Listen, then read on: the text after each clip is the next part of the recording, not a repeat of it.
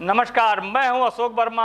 आप देख रहे हैं टीवी20 न्यूज। टीवी20 न्यूज पर शुरू करते हैं आज का खबरों का सिलसिला। बने रहिए हमारे साथ। खबर के प्रायोजक हैं Purvanchal machinery agencies, Burma tower, Narauli, Tanishq showroom के नीचे, आजमगढ़। प्रोप्राइटर हैं अशोक वर्मा और मोबाइल नंबर है 9415207728। तो खबर वाराणसी से, जहां सपा प्रमुख अखिलेश यादव वाराणसी पहुंचे। बाबतपुर एयरपोर्ट पर कार्यकर्ताओं ने अखिलेश यादव का स्वागत किया। बाबतपुर एयरपोर्ट से अखिलेश यादव जिलाध्यक्ष सुजीत यादव के घर लोहता जाएंगे। वाराणसी लोहता भट्टी में समाजवादी पार्टी के जिलाध्यक्ष सुजीत यादव उर्फ लक्कड़ पहलवान के घर आयोजित श्रद्धांजलि समारोह कार्यक्रम में समाजवादी पार्टी के राष्ट्रीय अध्यक्ष अखिलेश यादव पहुंचेंगे।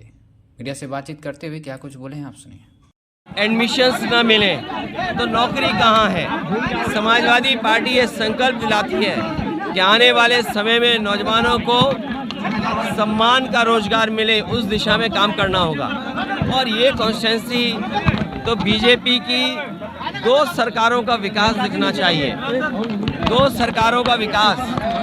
लेकिन जिन वादों को बीजेपी ने जनता में रखे थे, आज किसी वादे को पूरा नहीं किया। किसान की आय दोगुनी नहीं हुई। कोई भी सपना दिखाएं लेकिन किसानों की आय दोगुनी नहीं हुई। जो लोग ये कहते हैं विकसित भारत बनेगा, क्या बिना किसानों की आय बढ़े विकसित भारत कैसे बनेगा। जो कहते हैं विकसित भारत के लिए काम कर रहे हैं, जब रोजगार बड़े पैमाने पर होंगे तो विकसित भारत कैसे बनेगा। जो निवेश का सपना दिखाया, आज उत्तर प्रदेश में निवेश नहीं आ रहा है। और हमने सबने देखा कि देश के प्रधानमंत्री जी गुजरात में निवेश का आयोजन कर रहे थे। बड़े बड़े उद्योगपतियों ने ये संकल्प लिया उनके सामने कि गुजरात में इन्वेस्टमेंट करेंगे। अगर इन्वेस्टमेंट गुजरात में चला जाएगा तो हमारे मुख्यमंत्री जी जो 40 लाख करोड़ का हिसाब लगा करके बैठे थे, उनके पास निवेश क्या आएगा। तो निवेश आ नहीं रहा। सरकार केवल इवेंट, कार्यक्रम, योजनाओं में पैसा डाइवर्ट कर रही है। और इतना भ्रष्टाचार, इतनी लूट और ज़मीनों पर कब्जा कभी उत्तर प्रदेश में नहीं हुआ जितना बीजेपी की सरकार में अधिकारियों ने मिलकर के बीजेपी नेताओं के साथ किया है। आज अगर भूमाफिया पार्टी कोई है तो वो भारतीय जनता पार्टी है। कोई भी जिला उठा करके देख लो, वहाँ की रजिस्ट्रियाँ उठा करके देख लो, अगर सबसे ज़्यादा ज़मीनों का कारोबार, ज़मीनें कब्जा करने का काम अगर किसी ने किया तो भारतीय जनता पार्टी ने। पोस्ट किया कि उदारवादी और कट्टरवादी भारतीय इतिहास में ऐसा देखा गया है और इसी रुक नहीं पा रहा है, इसका क्या अर्थ थोड़ा समझा दीजिए। बाबा साहब भीमराव अम्बेडकर जी जातिवाद को लेकर के जातियां खत्म हों, और एक समय ऐसा भी था कि बाबा साहब भीमराव अम्बेडकर जी एक सम्मेलन में जाना चाहते थे, लेकिन सम्मेलन में उनको जाने से कुछ न कुछ ऐसा हो जाता जिसकी वजह से सम्मेलन कैंसिल करना पड़ा।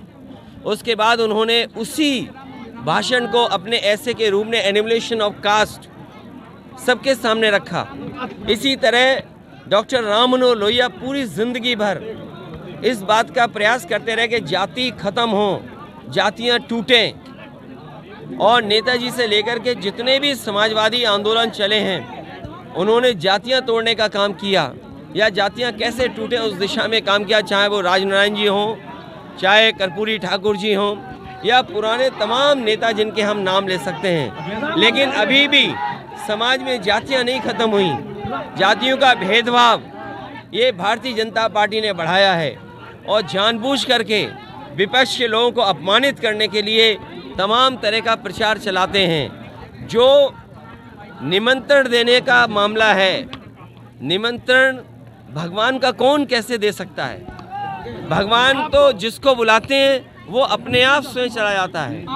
तो इसलिए भारतीय जनता पार्टी ये पॉलिटिकल प्रोग्राम कर रही है, और पॉलिटिकल उससे क्या लाभ मिल जाए, क्योंकि आय दोगुनी बता नहीं सकते, नौजवानों को नौकरी दी नहीं, चरम सीमा पर महंगाई पहुंचा दी, चरम सीमा पर भ्रष्टाचार बढ़ा दिया। उनके पास जवाब क्या है। इसीलिए इवेंट के बहाने हर चीज़ को वो भुलाना चाहते हैं।